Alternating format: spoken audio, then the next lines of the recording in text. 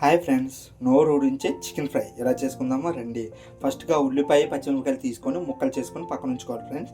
ఆ తర్వాత గ్యాస్ వెలిగించుకొని దాని మీద కడాయి పెట్టుకొని కొంచెం నూనె వేసుకొని పచ్చిమిరపకాయలు, ఉల్లిపాయలు, కరివేపాకు వేసుకొని బాగా కలుపుకోవాలి ఫ్రెండ్స్. ఆ తర్వాత సాల్ట్ వేసుకొని కొంచెం జింజర్ గార్లిక్, కొంచెం పసుపు వేసుకొని శుభ్రంగా కడిగి ఉంచుకున్న చికెన్ ముక్కలు వేసుకొని బాగా అటు ఇటు బాగా శుభ్రంగా కలపాలి ఫ్రెండ్స్. కలిపేసి మూత పెట్టేసి బాగా ఉడికిన తర్వాత కొంచెం కారం వేసుకోవాలి ఫ్రెండ్స్. ఆ తర్వాత జీలకర్ర పొడి, ధనియాల పొడి, చికెన్ మసాలా వేసుకొని బాగా ఉంచుకోవాలి ఫ్రెండ్స్.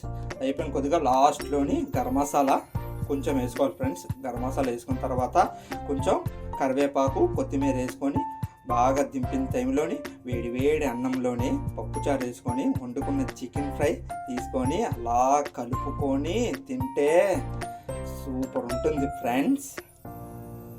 అలా వేరే level friends. Please like, share, subscribe friends.